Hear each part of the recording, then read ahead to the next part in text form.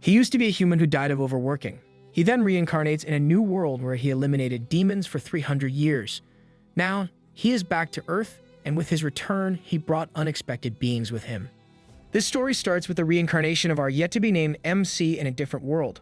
Unlike the one he lived in before, at first sight, he can immediately tell that he has reincarnated to a fantasy world that is behind Earth's civilization. Seeing a maid in waiting, he surmised that he was born in a wealthy household. For an orphan who died from overworking in his previous life, he finds himself lucky to be reincarnated in a decent place this time. Though still a baby, another reason why he can tell a household is rich is because of his mother's looks. The woman, speaking in a different language, is exceedingly beautiful.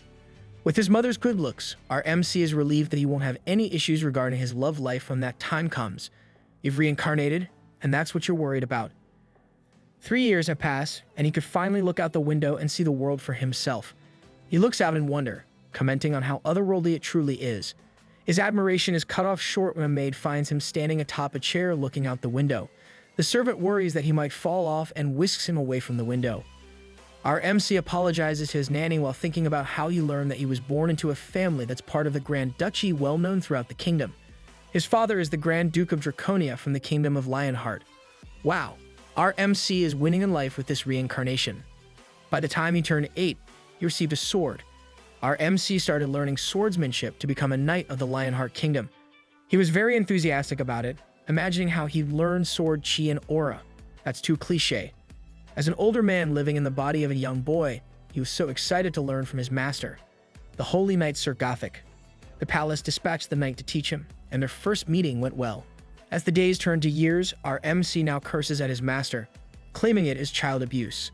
At the age of 14, he believes that holy knights are monsters in human skin. For becoming one, it's extremely difficult. For a young teen, he's already pulling a huge rock more than his size, and his master is the type to urge him to do another lap. Aside from power training, there is also sparring with his master. Becoming a holy knight requires more than these. He must complete quests, gain experience and honor, get chosen by the Holy Grail, and drink the holy water. On top of this, as Dragonia's son, he must learn everything needed to become a Grand Duke. Our MC gets distracted by his thoughts and gets scolded by his master during their spar, earning him a defeat. With these responsibilities, he can only ask to be saved by God if he or she truly exists. Exhausted with the spar, he remains on the ground, breathing hard with his limbs shaking from exhaustion. He still wants to be saved even though he doesn't really believe in any religion. After 2 years, our MC started roaming the world on his own, aiming to get acknowledged by the goddess. Once he accepts his quest, he will turn into a holy knight. As he ponders how he can get the goddess acknowledgement, he finds a town being attacked by a swarm of orcs from a distance. He thinks earning fame through good deeds that will get the goddess attention is ridiculous. Some warriors in the town are already fighting the orcs, and Groot is even one of them. They are losing hope since many of them have already been slain, but they still pray to the goddess to look over them. With the coming of orcs in that village, it became one of the opportunities for our MC to wield his sword, and it made him concerned about this fact. Upon seeing the orcs slay humans with his own eyes, our MC calls them trash, immediately attacks the orcs with his sword, and it is then that he comes to know that the Kingdom of Lionheart has too many enemies. By the time our MC turned 20, it was then that he met the goddess and became a believer. The goddess greeted him, the son of Wulfric Dragonia, Leon Dragonia. Finally, a name for our MC. The goddess says she'll give him a quest to prove himself, and Leon quickly accepts it before even hearing the details. He's more amazed by the fact that the goddess actually exists. After years of toiling to complete his quest, Leon Dragonia finally achieved it and became a holy knight. Right after that, he continued slaying enemies in the goddess's name. Leon slayed him, from orcs, goblins, to evil cults. It is to the point that he became a war knight of the Lionheart Kingdom. This position gave him the right to lead other knights. With this authority, Leon was able to massacre the race of orcs. Going against them made him develop a deep hatred for the race. It is to the extent of feeling a sense of refreshment when he gets to slay them. Leon was at the age of 35 when the living saint and demigod, Argent Majesty Lionheart, died. The saint died in his fight against the archdemon that was summoned by the Empire. Leon thought that orcs were already a headache, so adding demons to the mix worsened it. For a believer of 15 years, Leon strongly believes that this is why humans must turn their faith to the gods. For a previous non-believer, our MC is the classic example of to see is to believe. Whatever the case may be, Leon is completely irked with the magicians of the Empire. Putting this all aside, the Lionheart Kingdom needs a new Holy Knight elected as the successor of the previous King Lionheart. So despite the chaos, Leon proved himself as the symbol of honor and faith, and it is for this reason that the goddess selected him. Leon accepts Goddess Ariana's decision despite knowing this is an arduous task. It includes the responsibility to the citizens and knights of the kingdom. With that, he transplanted the sacred treasure he received from the goddess, the Lionheart. Leon vowed to protect the Holy Grail as the Grand Duke of Dragonia and the King of Lionheart Kingdom. Living in this world for 80 years, numerous things have happened. Leon fought wars, 3 of which were the Great Wars against the orcs. There was also that incident with a weird hunchback goblin that turned into an archdemon. Aside from that, the Empire created more problems for everyone. And at present, the Empire is at it again with their school of dark magicians doing an experiment. For a second, I thought of various methods to counter the Dark Magician deck, but I doubt that will work here. Leon looks at the battlefield, thinking about all of this mayhem caused by the Empire when they opened their arms to a darned northern cult and separated itself from the gods. He believes that this is what happens when human rights are given to those who don't deserve it. So to resolve this, Leon opts to conquer all.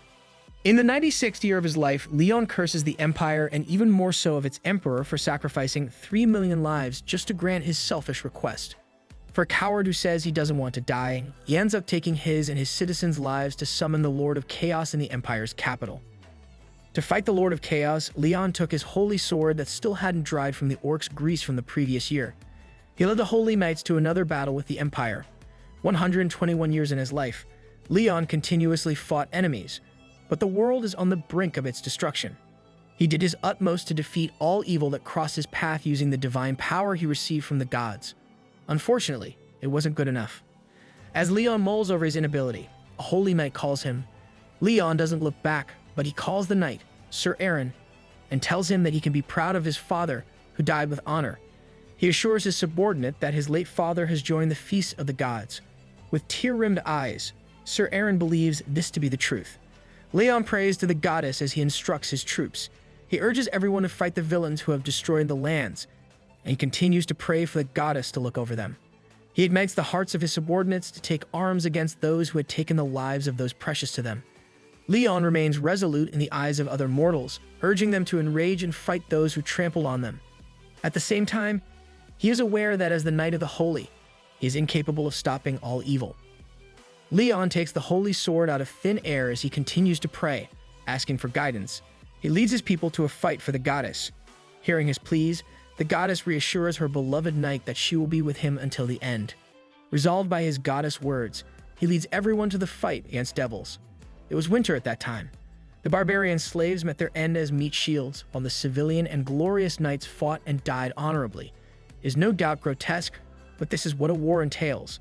As the chosen agent of the gods and holy temples, Leon slayed all the demons to the end on his own. Whatever kind of demon it is, he proved his power as a holy knight and destroyed his enemies.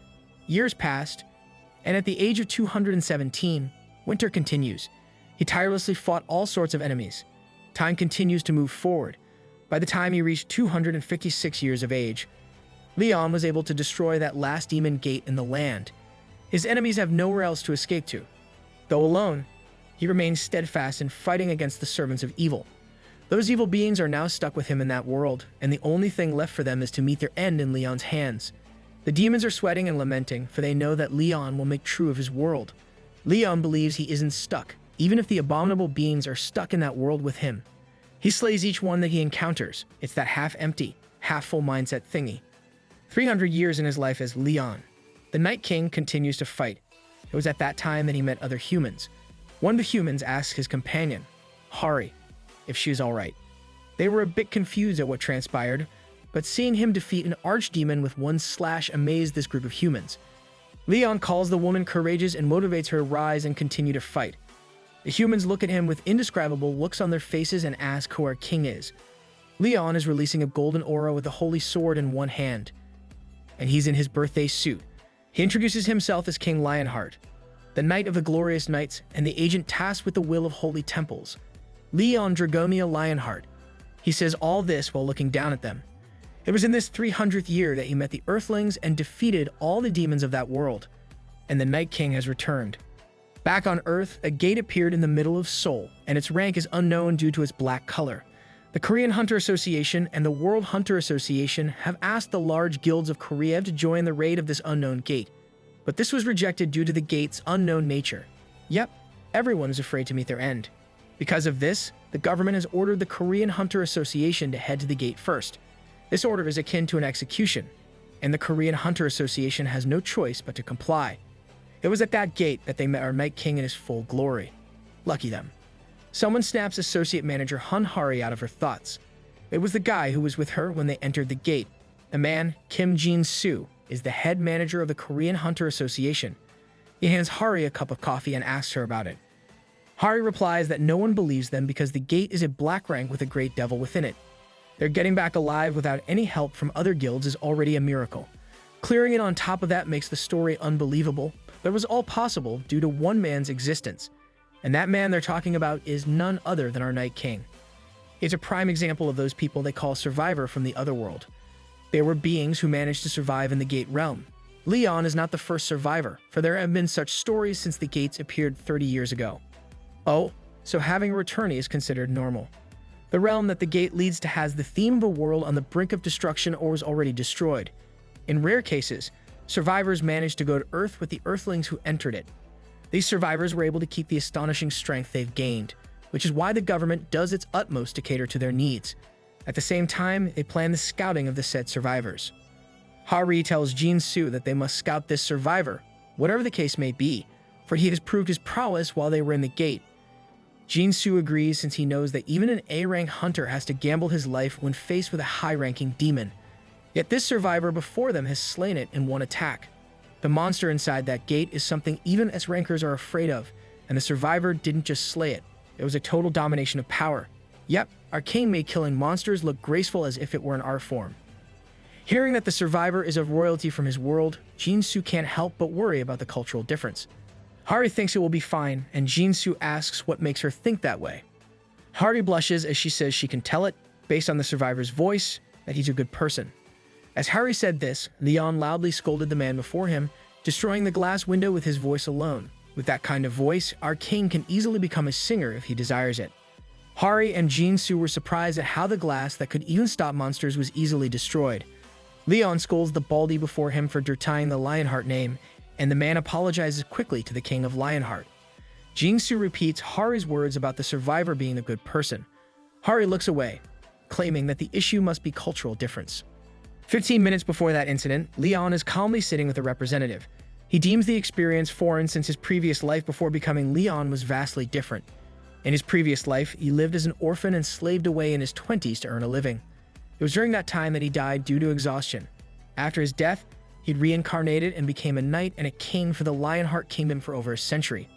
Leon vanquished all the demons of that world in the span of 200 years. He spent a total of 300 years in his new life, so he is relieved that he still has memories of his previous life as an orphan. Huh. It must be the perks of being a knight of the gods. The Baldy hesitantly calls for our king's attention by greeting him with his full name. Leon looks at Baldy, but he remains engrossed with thoughts that he can't reveal how he used to be an earthling since it would be a disadvantage. He thinks that a Night King of 300 years old is better than a 20-something guy who died from overworking. Making his decision, he glares at Baldy. Leon then commands Baldy to refer to him as Your Majesty while calling the other peasant. Baldy is confused and frowns at this, but he really can't talk back to a survivor, so he just scratches his head and corrects himself. Leon is relieved that this guy is playing along, wondering if Baldy is simply being nice or if this is how the government is regarding survivors like him. Seeing that this is the case, Leon plans to take advantage of it. Baldy starts to talk about the Black Gate, then corrects himself by calling it Your Majesty's world. He explains how it got in contact with their hunters and confirms if Your Majesty has slain all those demons. Leon confirms this and asks if Baldy has already forgotten. This got Baldy confused, and he wondered what His Majesty meant. Leon says he killed all the evil species and protected the honor of the knights, then commands Baldy to be his temporary secretary. He even makes a spectacle of it by making Baldy record the incident as if it were his privilege. Lol, our king is really enjoying himself. Though a bit confused, Baldy nonetheless agrees, thinking this is simply a case of cultural difference. Suddenly, Leon questions the lack of etiquette in treating royalty, which is a roundabout way of saying he's hungry. It's a good thing that Baldy is wise enough to understand what His Majesty means and immediately contacts someone to prepare some food. After Baldy makes an order, Leon asks him about the world they're in. He intends to figure out what happened to Earth after he died. Baldy then explains how it all started 30 years ago when gates appeared and opened worldwide. From the gates appeared monsters and demons, and the nations were in a constant emergency. Through numerous losses, they learned how each gate has a different theme and clear quest. Baldy adds how unattended gates will create a dungeon break, and monsters will come out to invade Earth. Oh, it's the typical solo leveling or S-classes that I raised setup, except our MC is a returnee.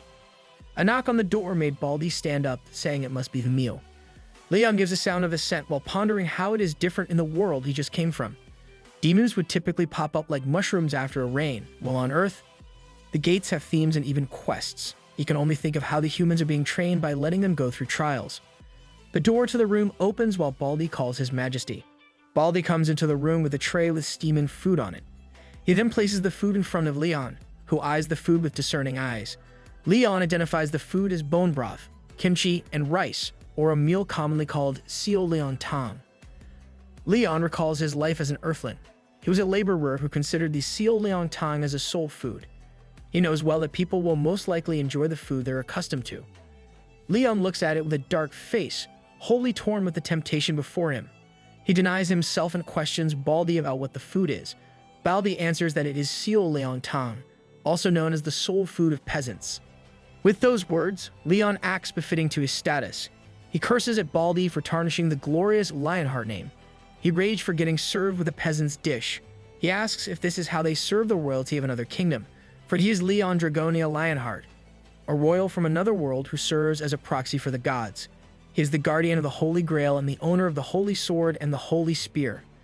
Baldy tries to explain that it was not his intention, but Leon doesn't let him finish. He commands him to get out, calling Baldy an inferior peasant. Whoa, that's harsh. The status of Leon far exceeds the expectations of a typical Earthling. He is proud to be recognized as the arch-nemesis of demons and as the literal incarnation of a 300-year war against the spawn of evil. Though he used to be an Earthling, he finds the world a complete mess. For him, the root cause of this is the lack of proper religious faith. This thought further enraged him, and he can only think how it is up to him to enlighten these peasants as royalty. He might be a returnee, but that doesn't change the fact that he is the Night King. He might be representing the gods, but he still shouldn't have wasted food. A knife cuts into a steak, and Leon puts a piece of the cut meat into his mouth. Jin-Soo is curious at how the chicken and black bean noodles were recognized, while Hari is only relieved that Leon is at least eating the steak and the red wine made in 1993. That's a significant upgrade from seo leon tang. A bit daunted, Jin-Soo tells Hari that she should go first. Hari panics, saying she can't use historical language. Jin-Soo says she has more of a shot since he thinks the survivor is a bit interested in Hari. He then reminds her of how she got complimented for her bravery. So in a sense, Jin-Soo is sure that she won't be kicked out. Hari questions this logic, but in the end, she is the one who approaches our king first. Hari enters the room and apologizes for interrupting His Majesty's meal. Leon recognizes her as the swordsman he met and tells her to sit. Hari smiles brightly at this and gives a thumbs-up sign behind her back. The room is being monitored through a surveillance camera, and the viewers are sweating as they watch. Hari sits down and asks about His Majesty's meal. Leon says it wasn't bad and even compliments the chef. He then explains that he isn't giving them a hard time because of the food. Instead, it was because of their attitude to him, the king. Leon goes on to lecture on how royalty from foreign lands should be treated according to their status, for this will reflect the status of the host nation. Hari pales at this and quickly apologizes for disrespecting him due to her lack of knowledge. Leon dismisses the matter and asks for her name. Hari stutters a bit and answers him. Leon says how he heard about their world and how the demons appeared. Hari gets serious and confirms this. Hari's interaction with the king is to have him join the Hunter Association of their country. She asks for His Majesty's royal permission to let the South Korean government look after him. Oh, so their aim is to make him an asset to the country. In the 21st century intelligence war, the main goal is to scout survivors. Nations would do this no matter how much resources they have to spend, all for the sake of stopping these survivors from joining other countries. Understanding the situation without having it spelled out to him, Leon says he has a duty to the battlefield. As an honorable knight that he is, this is the right thing to do. At His Majesty's positive remark, Hari asks if he will affiliate himself with the South Korean Hunters Association. Bursting her happy bubble, Leon specifies that he is a king and can't be a soldier for another nation. He announces that he'll create the new Knight's Order in that world. It takes some time for Hari to process what His Majesty just announced, and she can't reject this. So all she can do is nod. You have a hard time ahead of you, assistant manager. Hari asks what their higher-ups said about this, and Jin-Soo tells her how they'll give their support on the matter. What matters is that His Majesty didn't go to any other country or even join a guild. Hari slumps, thinking how the association and South Korean government can only accept the whims of His Majesty. She then gets frustrated, thinking that all of this only happened because of those good-for-nothings from the large guilds. Hearing this, Jin-Soo mentions the Phoenix Guild, but he stops when there is a loud alarm heard throughout the office. Jin-Soo checks his phone and finds an urgent message that warns them of a dungeon break in the Honan Plains. Realizing that the place is a granary, Jin-Soo can immediately tell that food production will be halted once the demonic element spreads. Hari is confused about the matter, for she knows that the S-ranker Lee Yang-won from Phoenix Guild can easily stop an orange-colored gate. Jin-Soo gets irritated at the mention of the guild and says that those guys have a different plan in mind, and they must stop them immediately. Jin-Soo then curses loudly at the Phoenix Guild. I smell some bad blood between them. Leon hears this from inside the room and understands the situation based on Hari and Jin-Soo's talk from the other side of the door. Leon knows they're in trouble, and the crops are goners if the grounds get infected. He checks the place with his divine power and concludes it doesn't have it. Using his power, he asks if the other is well through his thoughts and calls for Demara. In a bright place with a majestic castle, a woman in a green hood looks back and smiles. She must be Demara, and she heard our king's call. The rice plants are in poor condition, as an orange gate opened right in the middle of the place. Someone yells for Hunter Lee Yang-won and demands an explanation. The smug-looking guy answers the call and asks if they're from the association. He is Lee Yang-won, the S-rank guildmaster in the Phoenix Guild. Yang-won greets Section Chief Kim and Hari, calling her a rookie. Jin-Soo glares at Yang-won, knowing full well that the other let the dungeon break happen since the association didn't accept their request.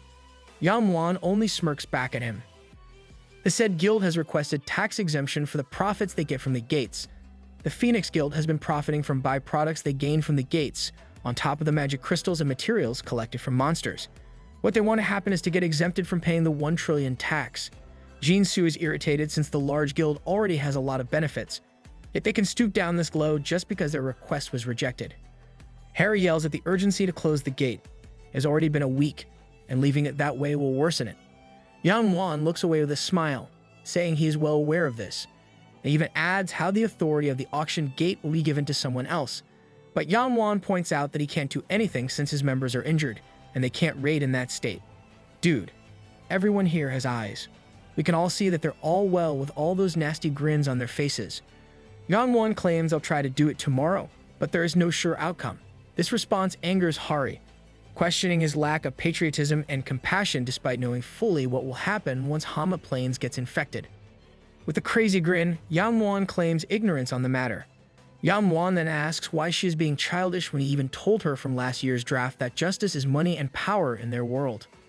Another person speaks up, saying the other is narrow-minded and old-fashioned. Hari is surprised to find that Leon, His Majesty, is there. Leon warns her not to utter a king's name so lightly. He reminds her that he only allowed her to refer to him by his title. Not knowing who he is facing, Yang-won questions who Leon is, even commenting on how he looks like a Westerner. Leon doesn't give a crap and commands him to be quiet. He is angered by the fact that a low person like him dares to talk. Yang-won is equally angered, for he is being looked down on despite being one of the 20 S-rankers in the world and the guildmaster of one of the top 10 guilds. Think twice, brah, your title is nothing compared to our king's. Yang-won unleashes fire from his left hand, asking if Leon wants to die. Hari stops him, telling him that the man before them is a survivor. Hearing that he is a survivor, Yang-won's demeanor completely changes, and he even bows before Leon as he apologizes for his rudeness. This time, he properly introduces himself to Leon and asks if Leon came from somewhere. Leon only says that a king doesn't repeat himself and ignores Yang-won. Leon looks at Jin-Soo and asks about the problem, the details of the gate, and to keep it concise. Jin-Soo and Hari look relieved and are expectant to the help of His Majesty.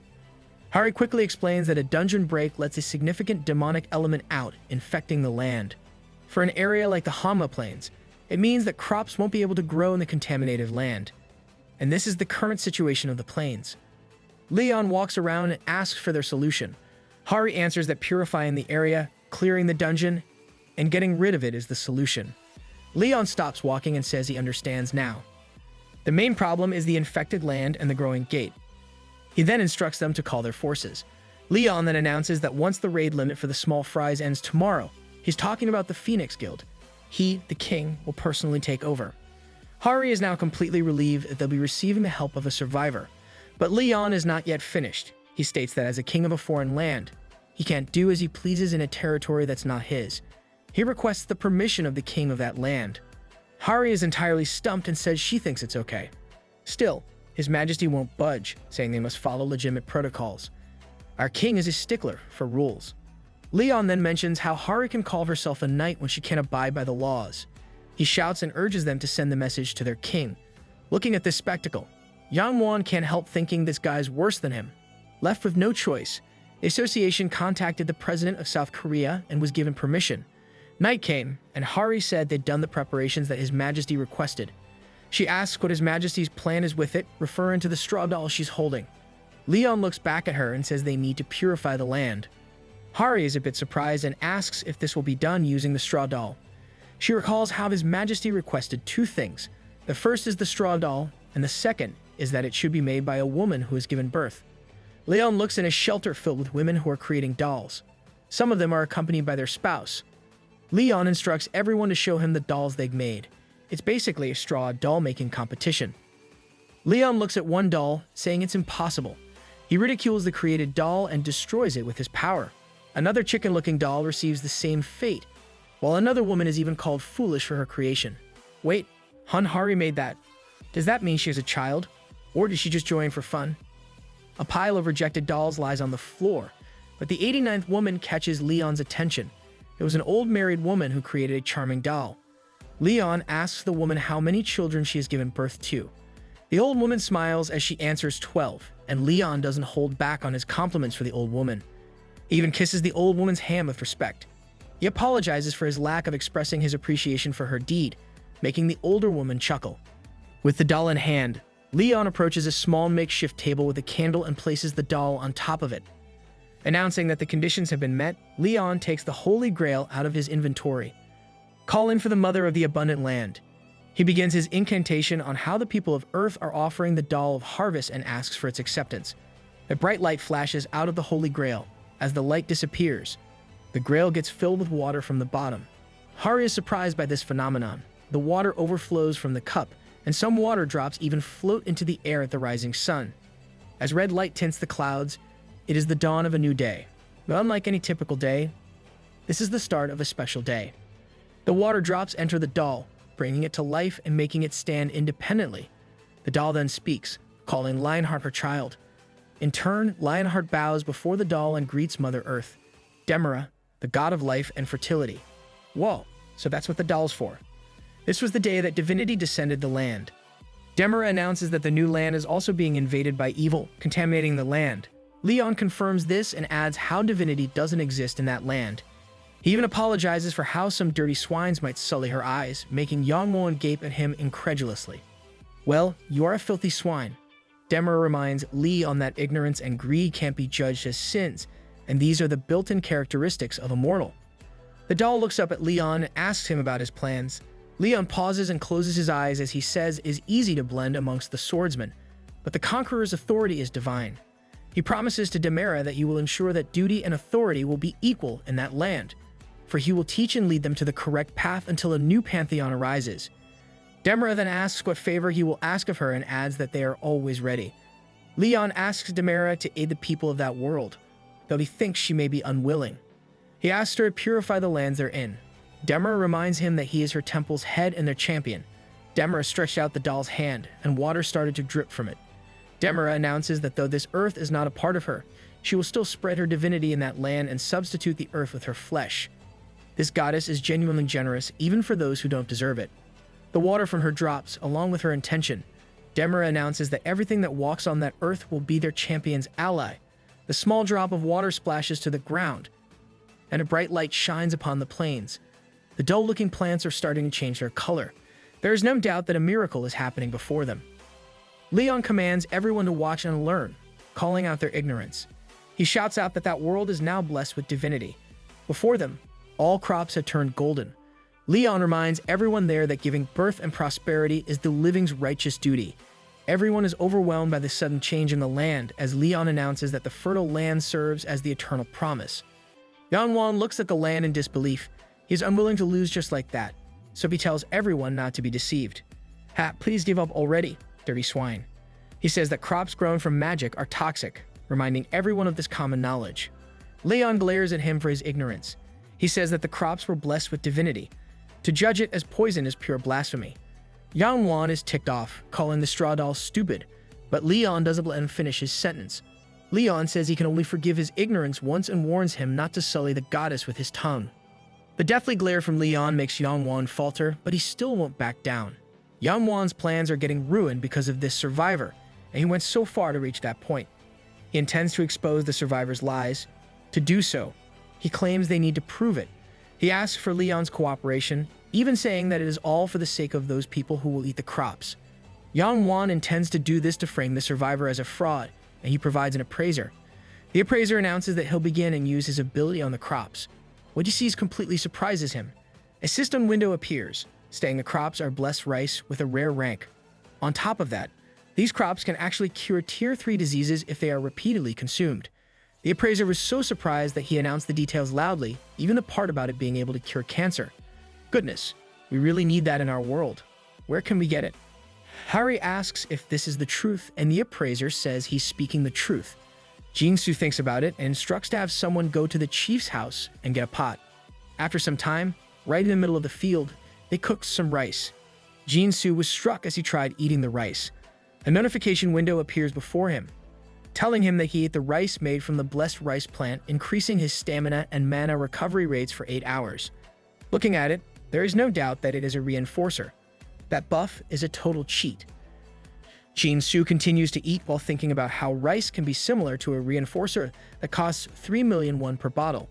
Hari runs to Jinsu, shouting his title. He reminds her to chew before talking, making her comply. Hari then says she got curious and ate a bug, making Jinsu pale at the thought. Wow, her stomach and grit are amazing. Are you related to Bear Grylls by any chance? Harry announces that she got a buff from it, surprising her companions upon hearing her. Jinsu wonders if the blessing truly encompasses the entire field. It wouldn't be bizarre if other beings were also affected. He thinks this is as good as a free reinforcer. Making a quick decision, he instructs all of his men to catch every bug they can, for they'll enter the gate with full buffs. This, in turn, boosted the morale of the Hunters Association's raiding team. Demira calls for their champion, telling him that she's done what she must in that land and is returning now. Leon bows before her and sincerely thanks the goddess, promising never to forget the divine love she imparted to them. As if a hand reaching out for him, Demira gives him one last lecture before leaving. She tells him to make sure to eat. With that, Demira returns to where she came from, leaving the straw doll lifeless. Demira is like our king's mom. Harry approaches His Majesty and asks about what happened. Leon tells her that it is divine power. He then asks her if there is a god in that world. Harry admits that she doesn't know. Leon explains how a proper life and world are created with divine power. He tells her that Earthlings should keep this in mind and then announces that they should head into the gate now that the soldiers are full. The Phoenix Guild member asks Yanwan if this is really okay, adding that it'll ruin their plans. Yanwan curses at the survivor, angered at the unexpected presence. He knows that this survivor's existence destroyed their goal to make the government listen to their guild's request. Yanwan wishes that the survivor would just die inside the dungeon. I hope this guy receives his punishment soon. This thought suddenly gives him an idea. Yanwan evilly laughs, thinking this could still work in their favor. His member notices the change in his guildmaster, and Yanwan assures him that he doesn't have to worry about it. He reminds him that the gate is somewhat raided. His member agrees, recalling how difficult it was in the middle. Realizing what his guildmaster means, he remembers that only Hari is the A ranker in that raid team. Yanwan grins as he voices his assumption that the survivor might be a blessing-type buffer. For Yanwan, this only means the survivor will be no good when it comes to fighting. Then, there is no doubt in his mind that this raid team from the association will ultimately fail. Inside the gate is a menacing monster that holds onto his own head while riding atop a horse along with other undead soldiers, and defeating them will not be easy. A rider carrying his head. Celti is still the best version of Dullahan, in my opinion. A system notification announces a warning of the dungeon breaks beginning. Announcing death, the countdown to end the lives of the living within the gate starts. The raiding team from the South Korean Hunters Association, along with our king, walk inside the gate, vigilant of any monsters that might appear. Leon summarizes his understanding of how the gate will close once they complete the quests set by the dungeon or defeat its boss. This idea of beating the boss interests Leon, making Hari unable to admit how they would typically gang up on the enemy. That's how the weak fight and win, so don't worry about it, Hari. Leon looks at the skeleton, pondering how it was mentioned that the previous team tried clearing the dungeon. Judging from what they've seen so far, Leon says his thoughts on how there are more monsters than he expected. Hari understands what he means and tells him that this is a characteristic of that dungeon. She explains that most of the gate's monsters would decrease upon defeat. Still, when it comes to skeletons, zombies, or some demons, they would continuously spawn as long as the boss monster leaves. This only means that defeating the boss is the primary goal. Leon expresses his understanding that the dungeon they're in is one of those boss dungeons that Hari mentioned. Hari says it is most likely a necromancer that can control skeletons. She was about to say more when a system notification suddenly appeared. It informed them of the beginning of the dungeon break and the goal to defeat Dullahan. The Commander Knight, within 3 hours. Would 3 hours be enough for the raiding team? Upon receiving the death sentence announced from the warning, everyone stops in their tracks. Jin-Soo curses at Li Yangwan for withholding vital information about the dungeon. Dullahan makes his appearance, along with his army of skeleton soldiers.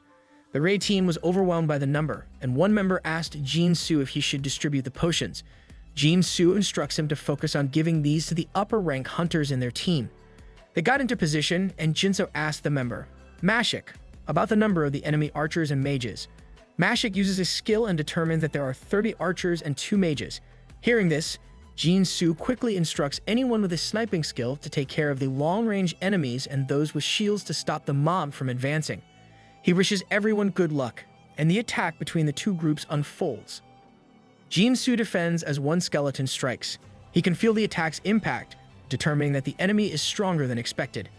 Jin-Soo thinks this is why an orange rank gate differs from those lower ranks, but Jin-Soo must still fight. He charges his shield on the skeleton and uses his hammer to smash it. He may only be a B-rank tank, but he can still handle this much. He's like Cap'n, with both his vibranium shield and Mjolnir in hand. Too bad his hammer's handle is too long.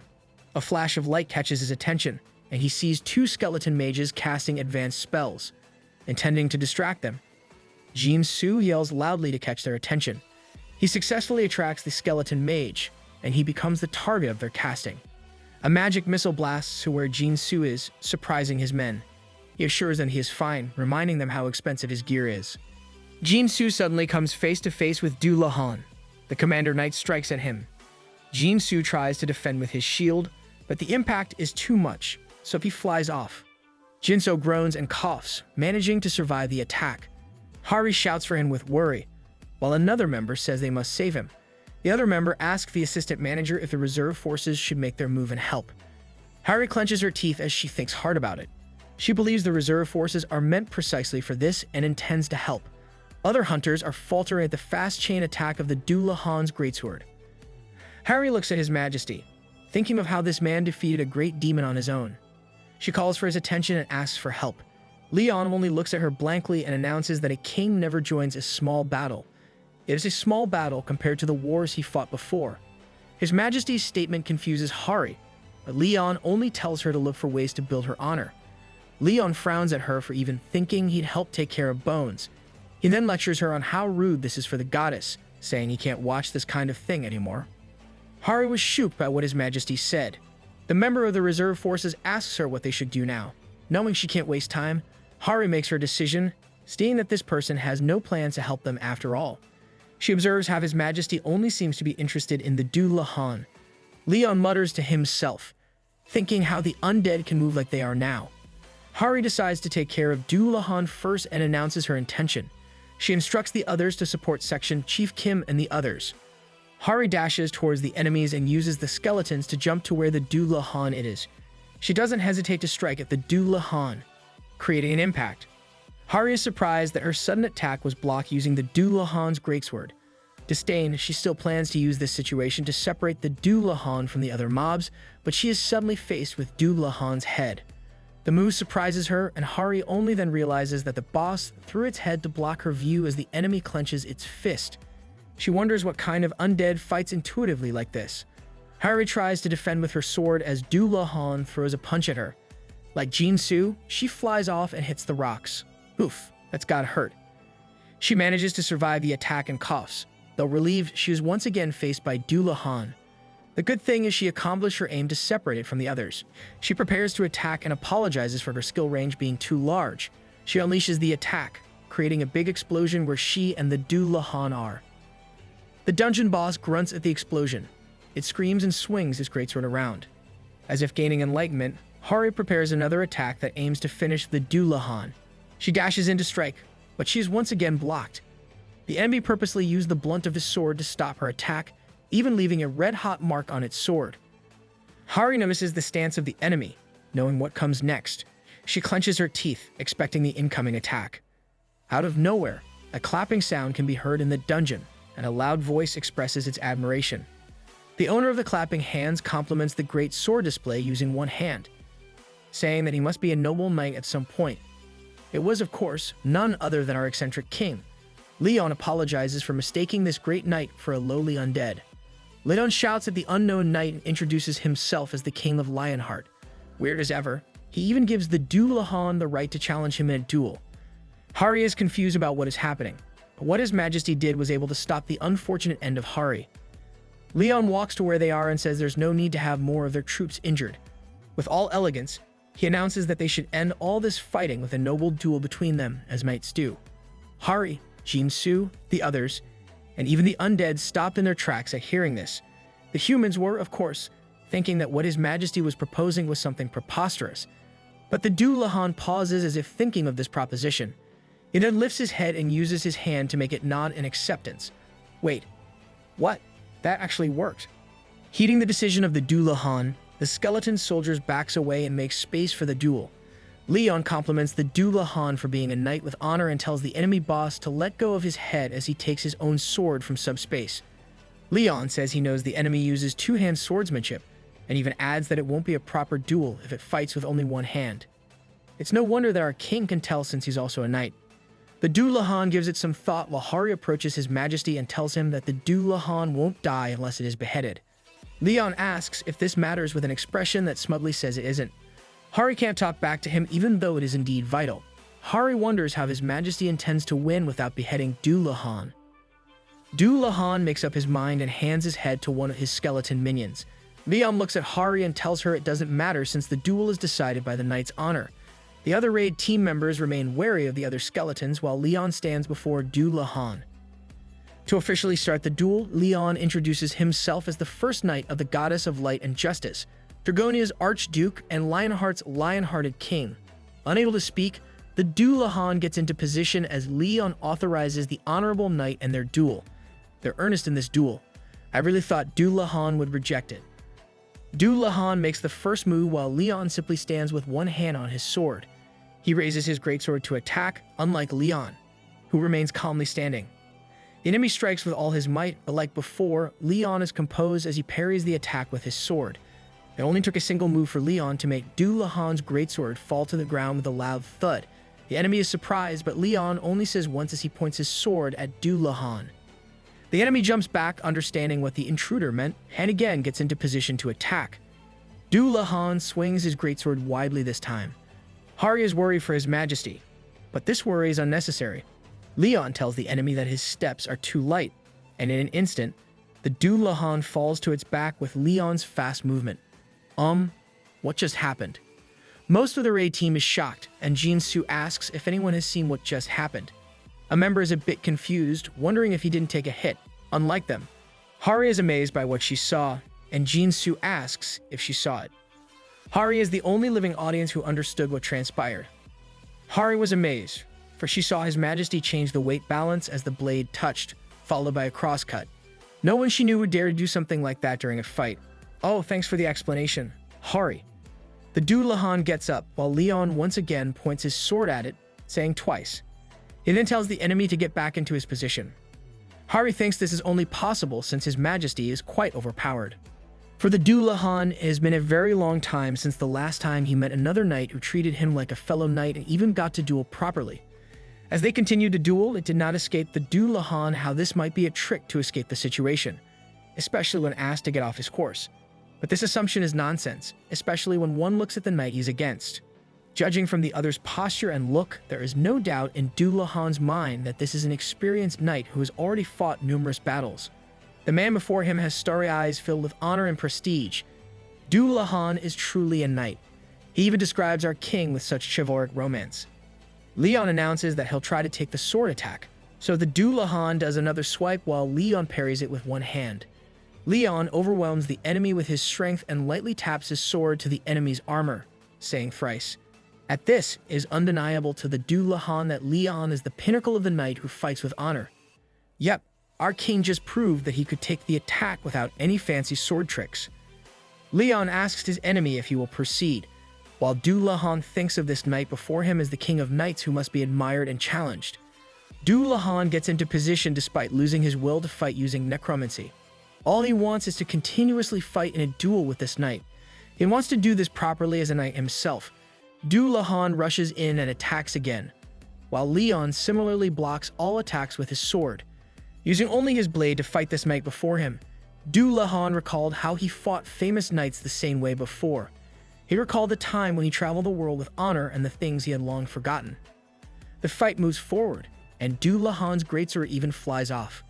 This marks the 10th time that he has lost. Leon compliments the enemy's swordsmanship for becoming more precise, and he asks if the Dullahan has regained his past memories. The enemy growls, thinking about how honorable this knight before him is. The enemy may not be able to express himself in words, but he was indeed able to return to his glorious past as a knight. Leon asks the Dullahan again if he will continue, calling him a knight. The enemy knight can only growl his reply, and then he looks at the skeleton who has his head. The skeleton approaches, and Dullahan takes his head from it. Carrying his head with both hands, the enemy wonders how long he has slayed and fought without honor. But what we've seen in their fight is undoubtedly filled with honor and gallantry. Dullahan gets down on one knee and offers his head to the honorable knight. If ending his cursed path like this is possible, then no better end will give him immense joy. Leon smiles over him, delighted that the enemy was able to regain his honor. Touching the head of the Dullahan, Leon says he will pray for him. He says that if the enemy knight has a god he believes in, then he can only wish for that god to grant his soul peace. If not, Leon hopes the goddess will guide him to the garden's end. With a genuine smile, Leon tells the enemy knight that he wishes to meet a great knight like him again at the banquet hall of the gods. A great flash of light appears as Leon commands it. The knight's helm starts to disintegrate, along with his armor. A fleshy hand appears beneath, and the face of the knight can be seen to be at peace in meeting his end. Before he ultimately perishes, he hopes that the glory will lie with Leon Dragonia Lionheart with fervor. They cleared the dungeon, and the raiding team now handles any leftover tasks. Hari comments on how His Majesty kept his promise, while Jinsu says that His Majesty indeed ended it all with a duel. Yep, that is quite a refreshing fight compared to the all-out brawls that most dungeon action fantasy manhwa typically has. Hari recalls how His Majesty summoned light. Jinsu thinks this is the divine power that His Majesty mentioned before, and it must be the reason why all the undead disappeared. Hari sighs, thinking that His Majesty should have just used it in the first place.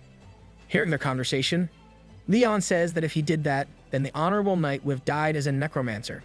He tells them how a knight lives for honor, which comes from one's actions and, in turn, comes from one's will. With what transpired in the dungeon, Dullahan was able to meet his end as the honorable knight that he was. So that duel was intentional, and our king was confident since he could easily end everything with one move of his divine power. Changing the topic, Leon says that he'll be taking his loot. This proclamation surprises the two, but Leon simply says that having a battle means there's loot to be found, adding the saying finders keepers. Leon looks at the loot with Hari and Jinsu. The two were obviously amazed by the mana from one of the items, the Dullahan's greatsword, including its cape. The orb glows with an ominous darkness that makes Leon frown. Jinsu says it will sell for a lot of money. But his expression pales when His Majesty suddenly destroys the orb. Everyone is horrified at the very rare item's destruction. Still, Leon only says that it is an item that can cause chaos. So, in the end, the loot were Du Lahan's cape, Du Lahan's greatsword, mana stones, and some other things. And that's how the Honan Gate was cleared. Hari sighs as she pushes a food cart. Her unkempt appearance is further pronounced by the dark circles under her eyes. 4 days have passed since Leon's return to Earth. Though it is considerably short, a lot of things have already happened in that short time. Here's a flashback of what made Hari as tired as she is now. First was the issue of taxes. Leon is appalled at how another nation asks for tax from another nation's king. Though Hari explained how His Majesty can pay those with mana stones, Leon refuses to deal with this matter, befitting the people under him. So Leon ignores Hari's words, saying it's not his job. Our king's logic really amazes me. Next is how they gain followers upon introducing divine power into the land. The elders asked how they should pay the tithe, and Leon answered that they should pay 19 trillion, which is 90% of their yield. He claims that this is already generous. The elder shakes as he mentions how the cost of living and taxes are already too much for them, so giving up 90% of their yield is out of the question. Leon calls them fellow goddess followers. As such, they really shouldn't worry about going hungry. His Majesty announces that the welfare, cost of living, food, and other stuff will be covered by his guild. To make it clear, Hari explains how the blessed rice has an insanely high appraisal value. She shows the elders the document, and they learn that every 8 kilograms of rice is priced at 150 million won. They were amazed that such rice could cost as much, and they realized that even if they handed the 90% as tithe, there would still be more than enough left for them. Leon grins as he hears the elders announce that they have faith. They are secured for life. They're lucky to serve our king and the goddess. The next issue was His Majesty's residence. Leon complains about the place, for no single artwork can be seen. This made him demand for servants that will be on standby, a luxurious bed, as well as artwork that he can admire. On such short notice, Hari has no choice but to make calls in the middle of the night to get His Majesty a suite room from a 5-star hotel. She ended up getting so tired that she had to beg His Majesty to sleep. And they somehow compromised by placing a painting or a ceramic piece. It's the downside of serving the Night King. Back to the present. Hari lets His Majesty know that she is coming in. She asks if His Majesty is doing fine as she enters. Leon says he is as he lounges in a comfortable chair. Hari announces breakfast as she pushes his meal to him. Leon politely asks if Hari has eaten, making Hari admit she hasn't. He tells her that she should eat when she has the chance and to make sure to skip meals. Hari stares at him as she agrees with his words. Your Majesty, you're the reason why she's in that state. Hari sets the table for him, and she can't help but admire all the food. She plans to have a sandwich or something later, so she was shocked when Leon suddenly instructed her to sit down. Her eyes start to fill with tears, wondering if His Majesty intends to share his meal with her. Hari sits herself down and smiles with a new set of plates before her, but His Majesty suddenly asks her what she's doing. Leon stares at her, but Hari is uncertain what he means. His Majesty then spells out to her that she should make sure that the ribs are easy to eat. Hari says that she thought he was going to share, which, of course, earns her a glare from the Night King. Leon asks her in which country they allow kings and peasants to dine together. With nothing to answer his question, Hari can only blandly smile back. In Harry's defense, the flow of our king's words was really misleading. Outside, a black car drives by, and the person within it says that the Hunters Association has granted support funding and resettlement aid for His Majesty. Though they can't provide him a palace, they'll ensure he stays comfortable. Leon appreciates the consideration and claims that he can't ask for too much since he's only a guest, and he leaves this matter to her. Hari was about to talk about the loot distribution. Still, Leon cuts her off, reminding her that he has already left that issue with her to resolve. He says he only wants the cape for himself, so she should settle the other loot. Hari can only agree, as usual. Yep, she somehow really ended up as Leon's secretary. Reaching their destination, Hari tells him that the place is close to the Hunters Association and even has a helipad on the top floor. She asks if His Majesty is satisfied, and Leon gives a non-committal sound. A weird ornament catches his attention, making him frown at it. They went inside the place and someone greeted Hari by her title. Hari is taken aback since His Majesty's stay there was supposed to be a secret. She questions the identity of the other person. The man smiles, claiming it is a coincidence, and he introduces himself as the director of Dujung's Food of the Future, Park Jong-chan. Hari gives a stern smile, thinking that the director of one of the top 3 chaebol groups in South Korea is waiting for them. Zhang Chen smugly grins at Hari's companion and reaches out a hand for a handshake as he calls Leon's survivor. This only confirms Hari's suspicion that this guy already knew that they were coming. Zhang Chen then greets Leon by his full name, but His Majesty merely looks at the offered hand. He then calls Zhang Chen a mere merchant who wants a handshake. That guy deserves that. Fast forward to the next scene.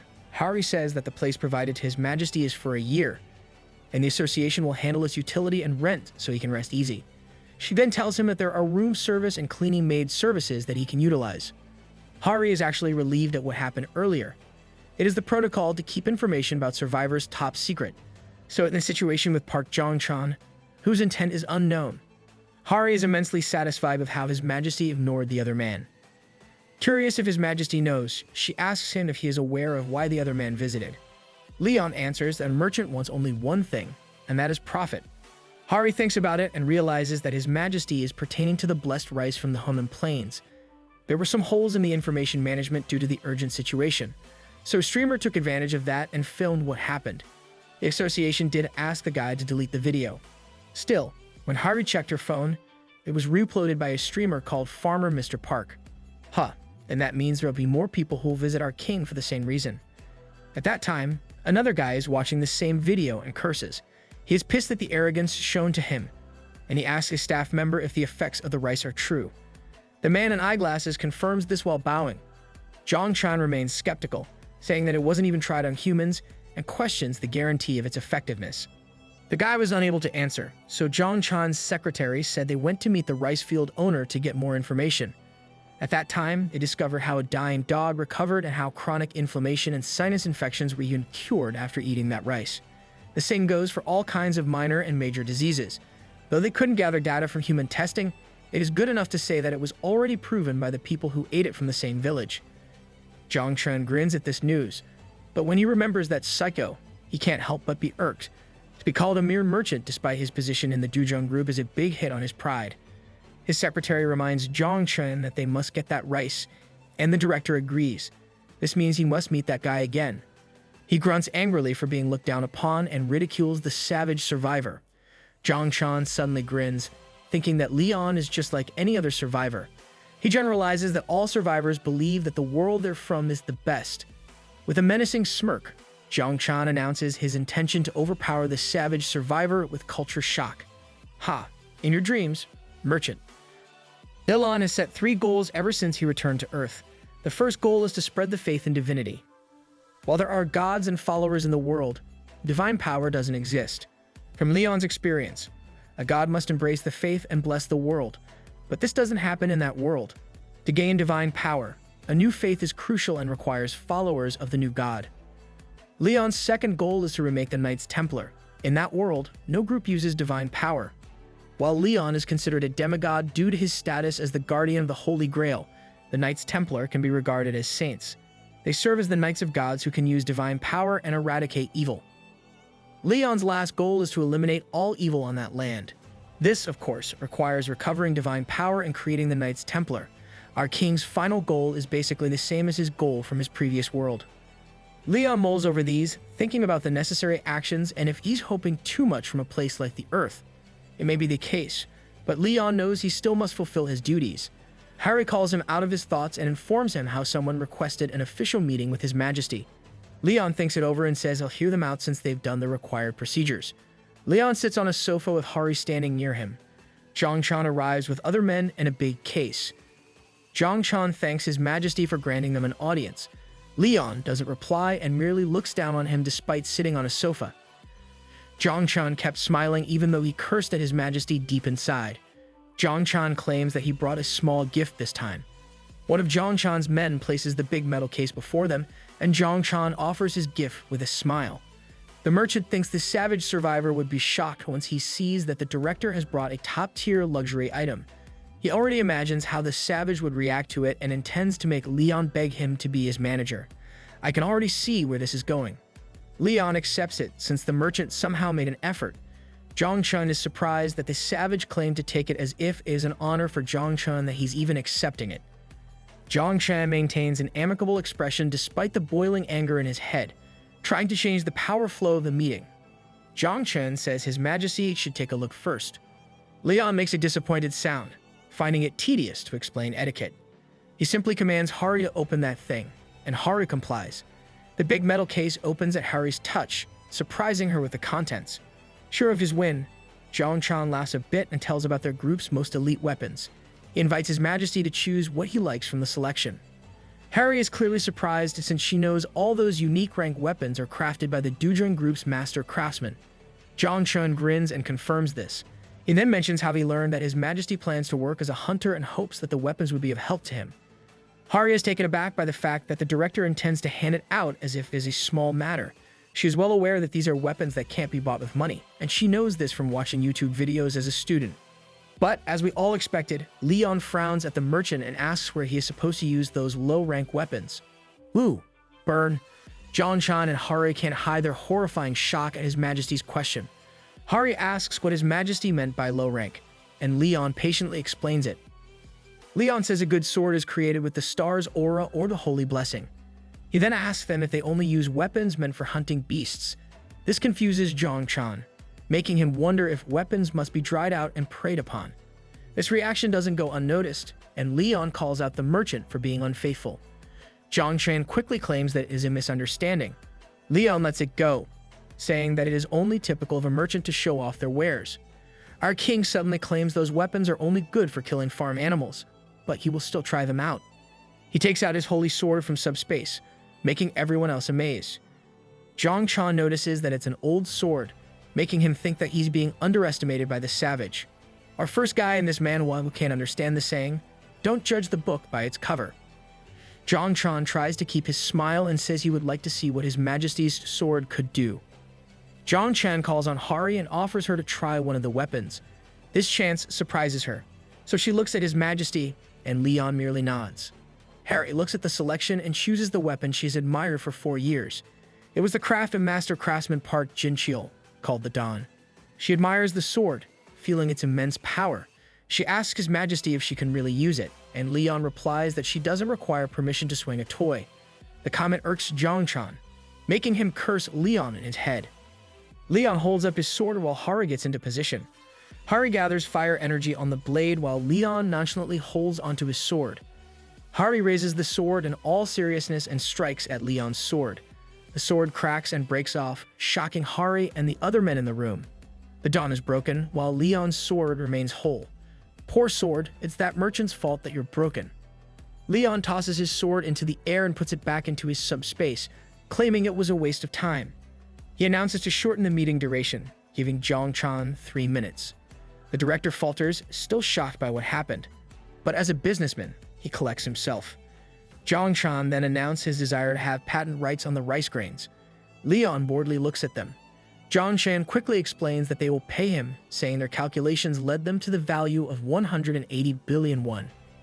Zhang Chan knows full well that it's worth more than that since the rice can even cure cancer, underestimating the savage's knowledge of its value.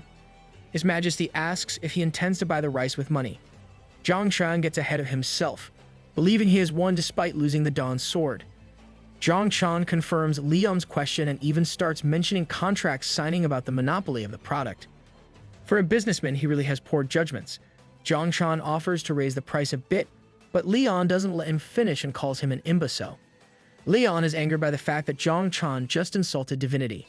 Oh, better beg for your life, mister.